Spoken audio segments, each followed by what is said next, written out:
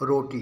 एक मित्र ने अपनी पत्नी के स्वर्गवास हो जाने के बाद अपने दोस्तों के साथ सुबह शाम पार्क में टहलना और गप्पे मारना और पास के मंदिर में दर्शन करने को अपनी दिनचर्या बना लिया था। हालांकि घर में उन्हें किसी भी प्रकार की कोई परेशानी नहीं थी। सभी लोग उनका बहुत ध्यान रखते थे, परंतु आज सभी उनके दोस्त चुपचाप बैठे थे। एक दोस्त को वृद्धाश्रम भेजने की बात से सभी दुखी थे। आप सब हमेशा मुझसे पूछते थे कि मैं भगवान से तीसरी रोटी क्यों मांगता हूँ। आज बतला देता हूँ। कमल ने पूछा, क्या बहू तुम्हें सिर्फ 3 रोटी ही देती है? बड़ी उत्सुकता से एक दोस्त ने पूछा। नहीं यार, ऐसी कोई बात नहीं है। बहू बहुत अच्छी है। असल में रोटी 4 प्रकार की होती है। पहली सबसे स्वादिष्ट रोटी माँ की ममता और वात्सल्य से भरी हुई, जिससे पेट तो भर जाता है पर मन कभी नहीं भरता। एक दोस्त ने कहा, 16 आने सच, पर शादी के बाद माँ की रोटी कम ही मिलती है।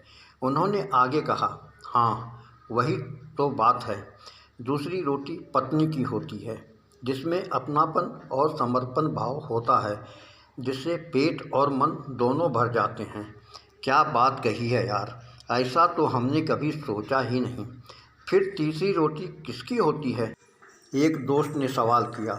तीसरी रोटी बहू की होती है, जिसमें सिर्फ कर्तव्य का भाव होता है, जो कुछ कुछ स्वाद भी देती है और पेट भी भर देती है और वृद्धाश्रम की परेशानियों से भी बचाती है। थोड़ी देर के लिए वहाँ चुप्पी छा गई। लेकिन ये चौथी रोटी कौन सी होती है?